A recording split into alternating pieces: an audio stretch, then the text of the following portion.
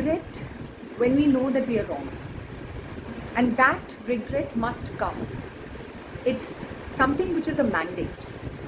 But when you know that you're not wrong, when your conscience tells you that whatever you did was correct, there is no point of feeling regrettable about it.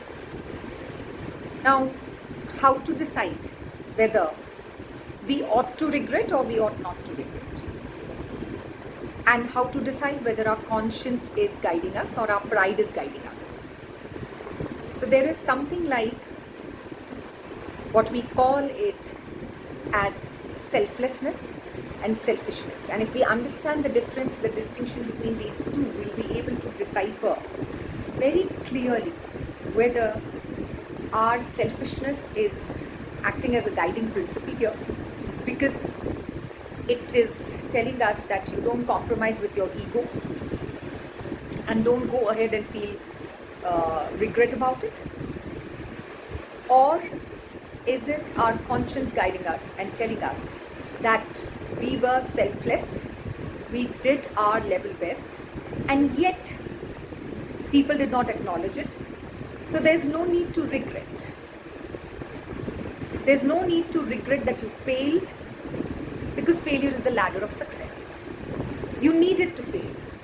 There's no need to regret that you did something for the wrong person, because that was a lesson well learned, so that you don't repeat the mistakes and you don't get fooled again. Your conscience is guiding you time and again, but you don't listen to your conscience, you listen to your pride. Why should you go and apologize? Why should you be the better person always? Why should you never go and speak the truth in front of the other person? Because you will look vulnerable. When you get all these kinds of questions for which you think your conscience is guiding you, your pride is guiding you actually. Whenever you act selfish, you want to act selfish, it's always your pride, it's never your conscience. Conscience is always selfless.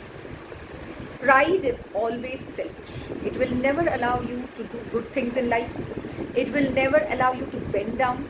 It will never allow you to remain grounded. It will never allow you to accept your mistakes.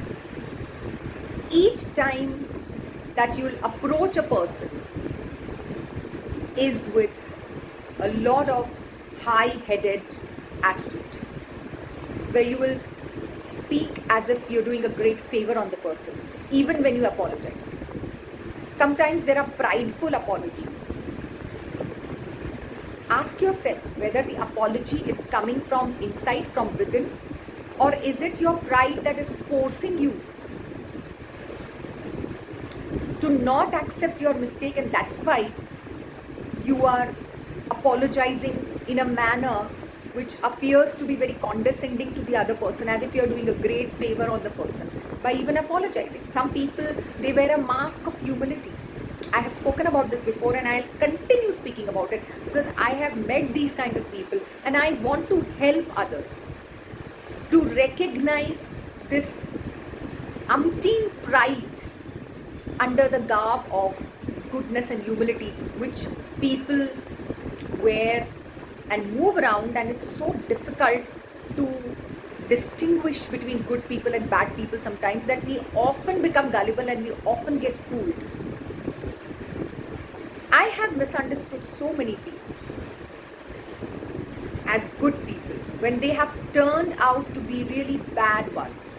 But the time flows, time and tide wait for none, and the realization dawns upon you once that particular prime period of your life is over.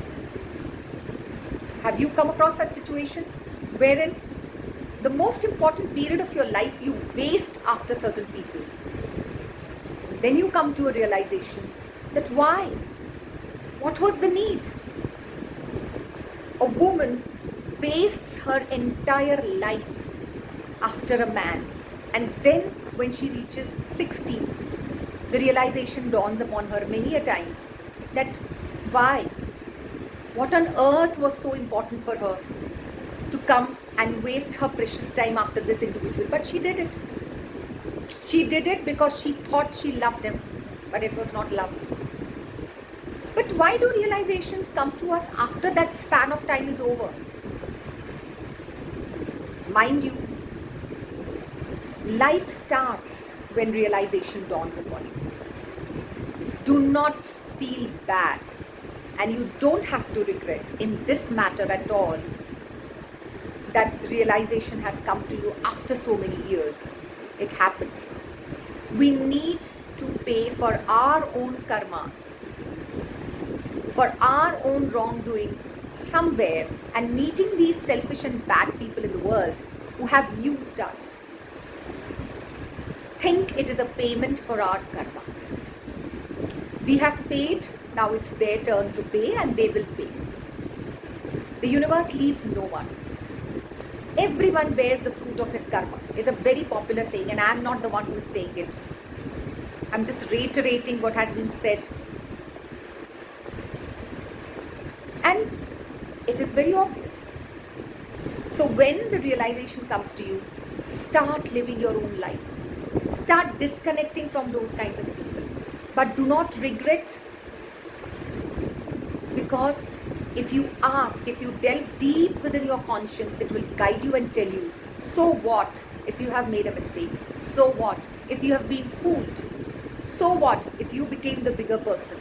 So what if you cried? So what if you were vulnerable? So what if you showed your goodness to people and did not get anything in return?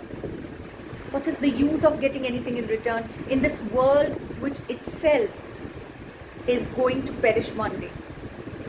Nothing is permanent.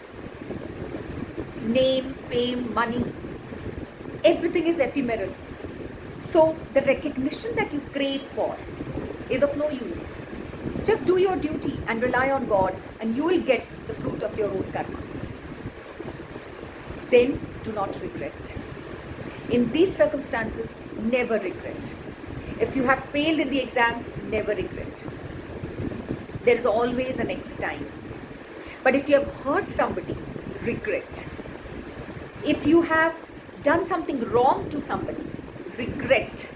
Because you will not get another chance to make amends for it, mind you. At times, the universe teaches us the hard lesson of life. It is when we do something which we ought not to do as humans. And those hard lessons are so harsh that there is no room for any amendment, any solution to set things right. That is why many a times we meet people who say, now everything is gone. Nothing can be undone. Whatever is done is done. And we are so unfortunate that we will never be able to restore the situation. Why that happens? Why there are people who are not able to mend things? Because universe does not want to give them a chance. Because they reach the saturation point of selfishness. Remember Shishupal, I will forgive 100 mistakes, and you err 101th time, and I'll never forgive you. This is what happens in life too. We are forgiven, we are forgiven, we are given chances. That's why bad people, they get so many chances. And we feel that those are bad, they are having the gala time of their life. Why does that happen? Because they are yet to pay for their karmas. There will come a time when they'll pay. But somebody told me, but ma'am, I will not be alive to see that. That is your karma. If you're not going to be alive, there'll be somebody who will be alive on your behalf to see. Isn't that more than enough? That your grandchildren see that somebody who hurt you is in pain. I think that's just as fair enough. We cannot live for eternity, and we cannot even ask for living for eternity.